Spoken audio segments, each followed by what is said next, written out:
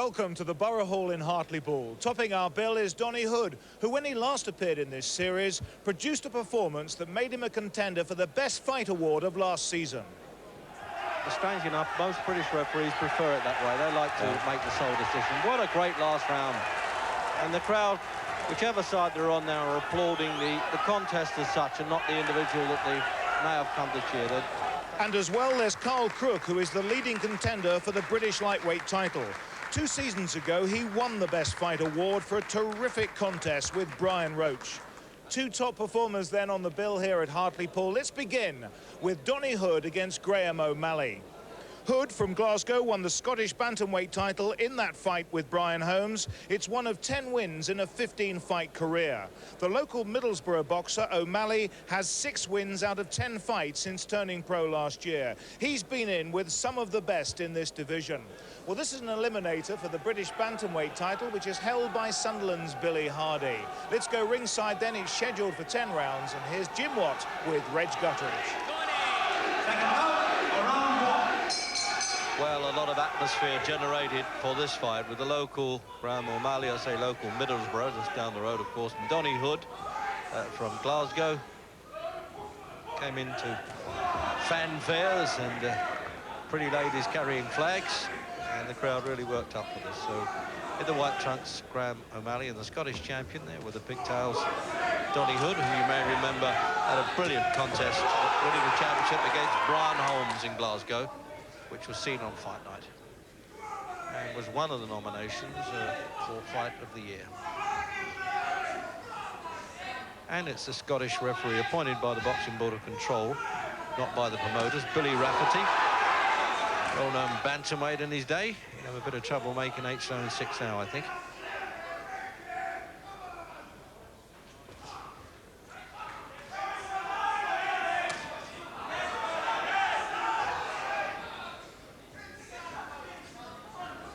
Ten rounds then made at 8 stone 6, and Hood is 8 stone 4, and O'Malley right on the button at 8-6.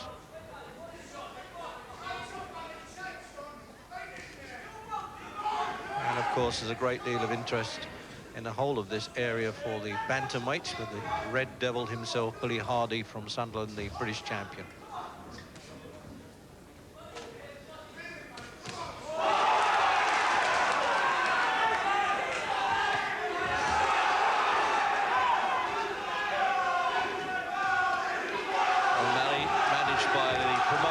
Show, Gus Robinson, local man.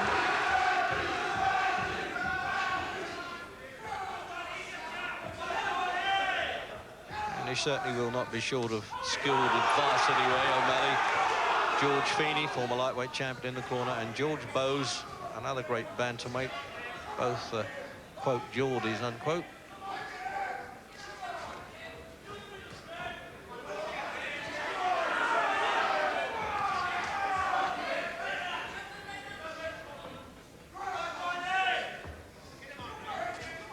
When they made this match, Jim, it had all the makings of perhaps a quick fight, but an exciting one. Yeah, this is going to be a cracker. 2 real little battlers. Hood, I've never seen Hood in a bad fight. I haven't seen O'Malley quite so often, but already has shown has the power. Malley has a nice tight defence, and he comes back with powerful counters. I don't know if that's going to be his plan throughout the fight. He'll probably try to come forward a bit more. But a real good start, and I'm pretty sure it's going to be a cracking battle.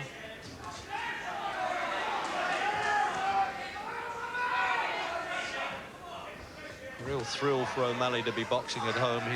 He fought Terry Jacot in France and went the distance with him, and Jacot fought for the IBF Championship. That was in September.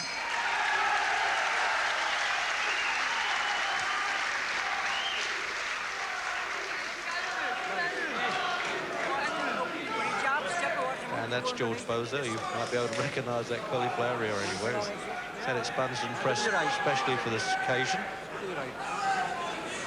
And almost a Nigel Benn haircut there, Jim. I haven't seen one like that for a long time.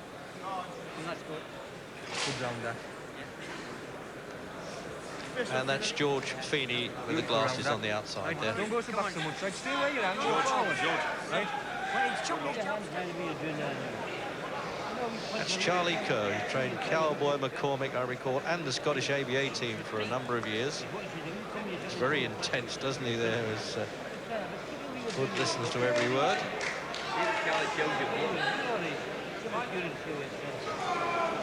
Seconds out, round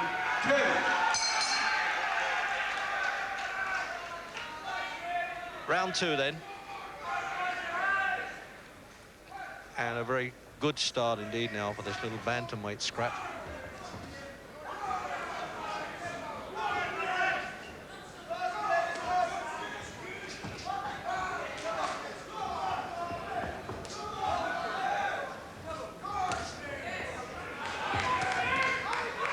Touch of the Mike Tyson's there with footwear, O'Malley, with no socks on.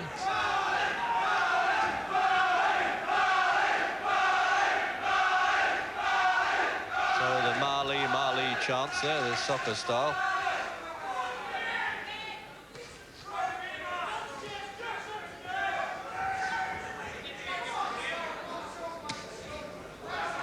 But he's a good hard battler, Jim, isn't he, Hood? Yeah, this is typical of the style Hood uses. Good aggressive stuff, good short, sharp punches. But O'Malley has a very good defence. He keeps his hands nice and high. He doesn't try to pull away or slip punches. He seems to catch them on his gloves and come back with counters. He has a fairly long reach for a bantamweight. A few times, I think, Hood has thought he's been out of range, but the jab's been landing. But both boys throw real good punches at this stage.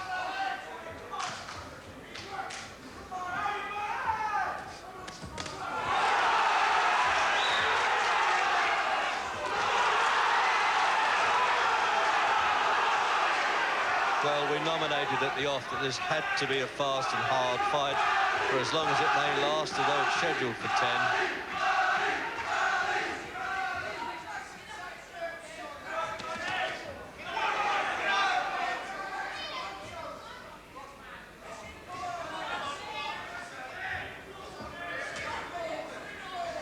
10. Minute to go in the second. Doubled that up well there, O'Malley, the left hook. Body then to head.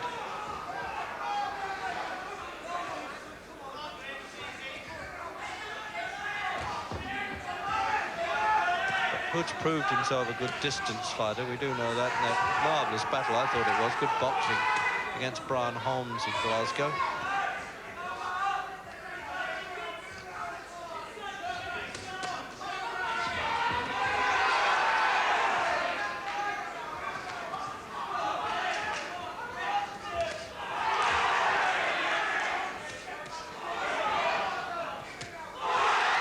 Saw that coming, didn't get out of the way.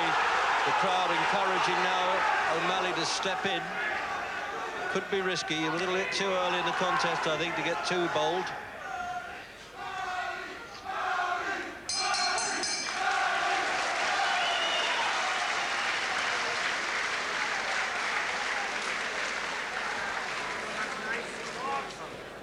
Get your breath. So there's some statistics then on Graham O'Malley, as you see George Bowes and George Feeney working in that corner. As I say, lost to Terry Jacob, but that doesn't mean, well, I say it doesn't mean, what I mean is it's top class, because he was a good fighter. I've seen him in France and fought for the World Championship, a version of it. Jim?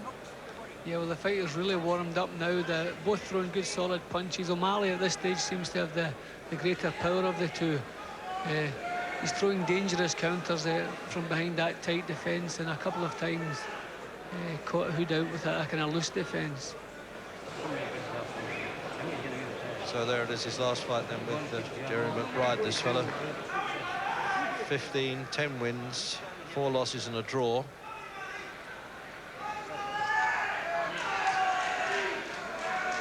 So a little bit of a problem there, the left eye that George Bowes has got to work on there, Graham. Right at the end of the round, that the nose was bleeding earlier on. Get your breath. Come on, try him on that chin. Come on, finish the fiddle. Second down, round 4. And into round 4. So a little bit of injury there around Graham O'Malley's left eye. Right at the end of the third round, that started to show. And what a good battle it is.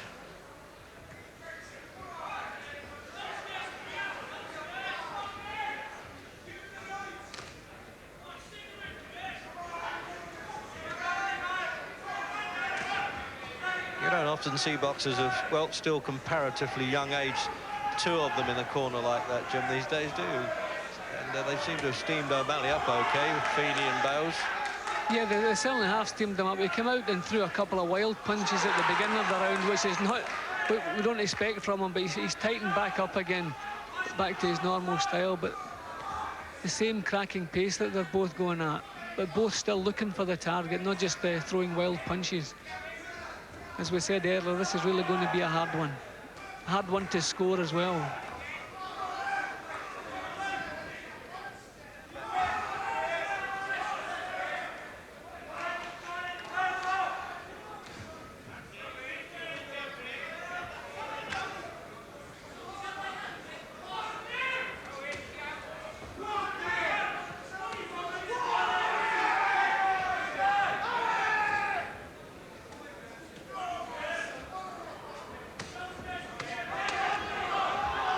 I think Hood's being a little bit more adventurous with his punching than O'Malley is at this moment. He's throwing some nice uppercuts, some nice hooks, a good variety of punches, and Hood has a good rhythm going at this point. He's got a commendable patience too, isn't he? He allowed O'Malley to scuffle in and throw a lot of punches, and he was always a bit calm and collected about it.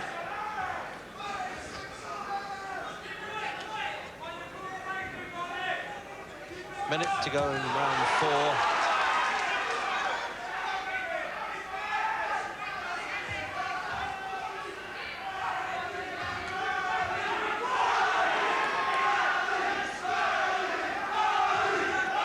Certainly showing the bruises and blood of battle now, O'Malley.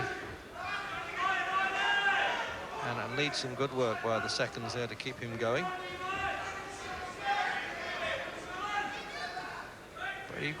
You really couldn't ask for two bigger-hearted bantamweights than this. And not just heart, ability to go with it.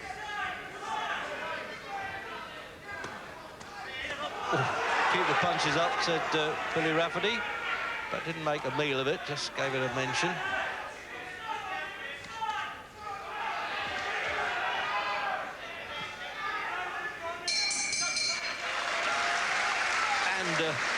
Well, with that, we'll take a break, but we'll be right back with the action.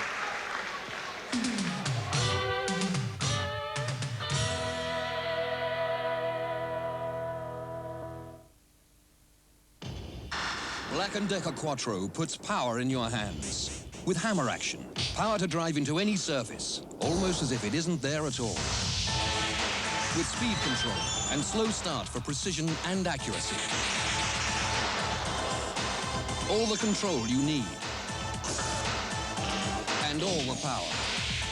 With automatic shutoff and reverse action too. Quattro drills from Black & Decker. Tough tools for tough jobs.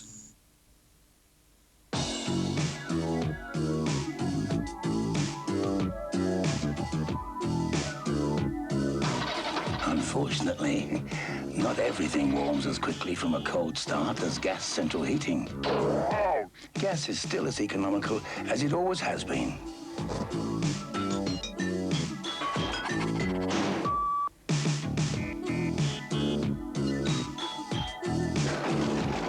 So it's hardly surprising that over 10 million homes would be loath to change. If only everything was as easy to control as gas. Gas, the heat of the moment.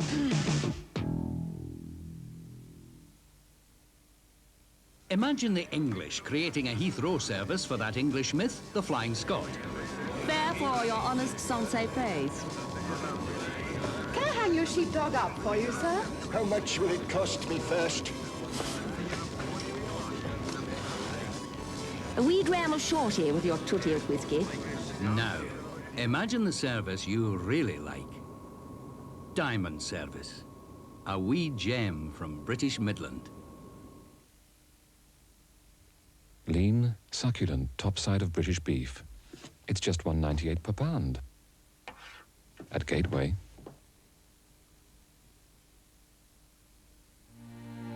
In every laying diamond, you'll find a very special facet.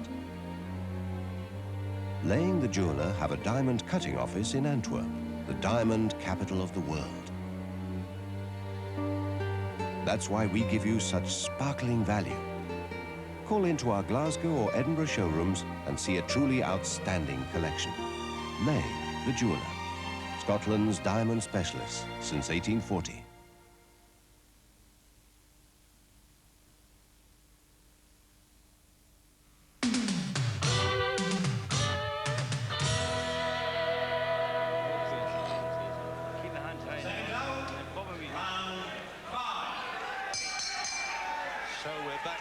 Then for round 5 with Graham O'Malley patched up, if only temporary, and scheduled, I say, for 10, and it really will do well for both of them to stay this pace for 10 rounds.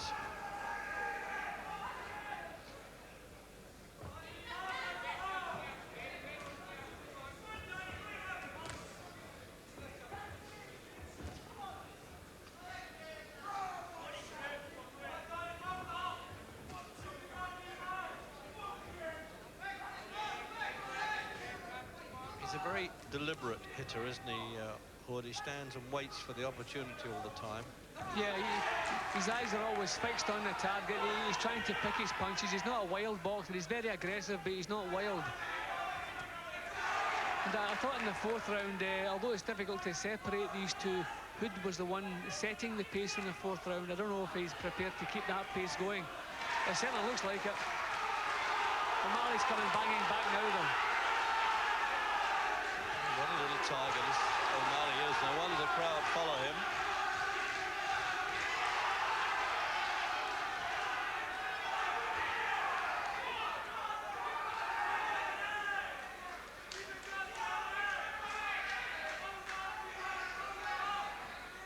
Hood's been involved in a couple of battles similar to this, so that's obviously going to stand him in good stead. He knows he can work at this pace for the full 10 rounds.